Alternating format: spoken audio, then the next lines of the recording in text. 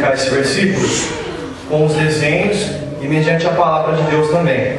Então vamos ler o versículo que foi passado para nós. Romanos capítulo 4, versículo 9.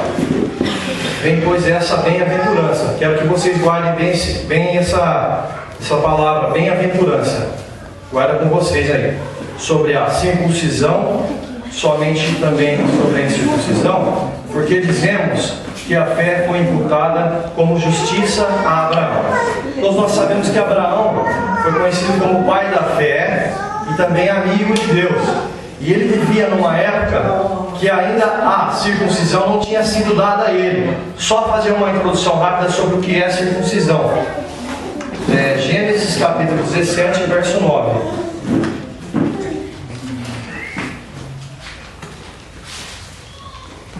Gênesis 17, verso 9, diz assim a palavra de Deus. Verso 9. Disse mais Deus a Abraão: tu, porém, guardas o meu conceito, tu e a tua semente depois de ti. Este é o meu conceito que guardareis entre mim e vós, a tua semente depois de ti, que todo macho será circuncidado. Quando Isaac foi nascer, era necessário uma circuncisão, que era um microcorte no pênis de toda criança, após 8 dias, quando ele era nascido.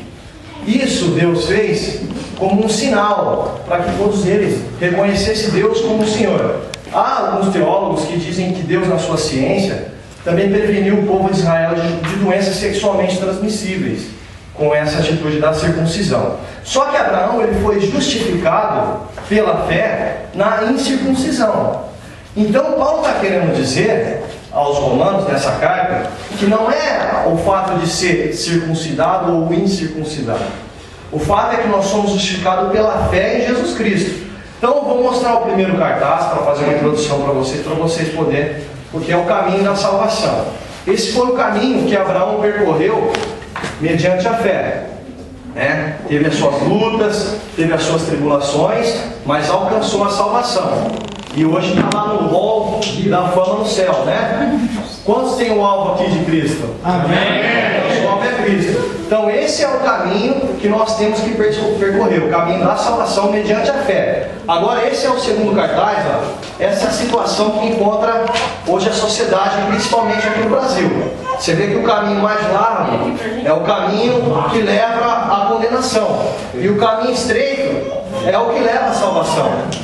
Então, eu quero ler um versículo, mais um, Romanos, capítulo 4, agora o versículo 11, para vocês poderem compreender melhor. Versículo 11. E recebeu o sinal da circuncisão, selo da justiça da fé, quando estava na incircuncisão, para que fosse pai de todos os que creem, estando eles também na incircuncisão, a fim de que também a justiça lhe seja imputada. Então, pela fé, sem ser circuncidado, Abraão alcançou a salvação. O propósito de Deus é que ninguém se perca. Ele não tem prazer na morte de nenhum ser humano. Ainda esses que estão perdidos aqui não são poucos. Se converterem, se arrependerem, mediante a fé, alcançam a salvação. Mediante a fé, e não pelas obras, não pela circuncisão. Hoje nós vivemos na época da graça. Naquela época era uma época da lei. Paulo diz que aquele que tropeçar numa vírgula da lei, tropeça em toda a lei. Então, lembro que o pastor João Paulo trouxe uma mensagem esses dias, ficou muito no meu coração, que a nossa justiça aos olhos de Deus é como trapo imundo, trapos de imundícia. Ninguém é salvo pelas suas obras, por ser justo. E sim, a salvação vem de graça, não foi nos concedida por Jesus Cristo.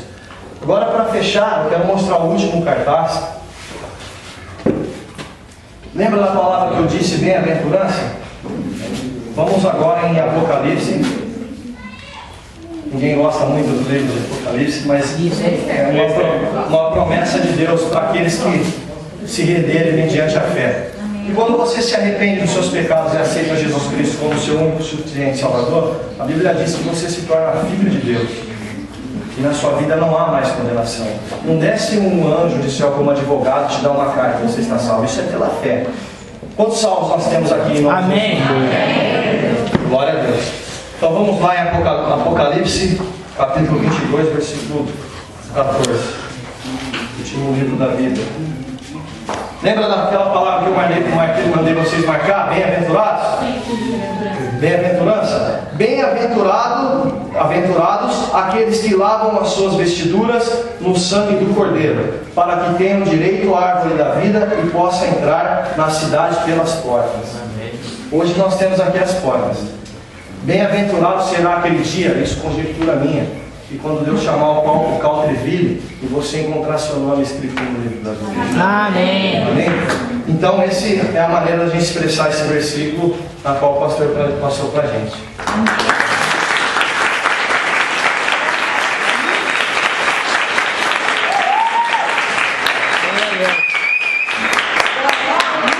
Guarda que depois nós vamos pregar lá, tá? Nós vamos guardar.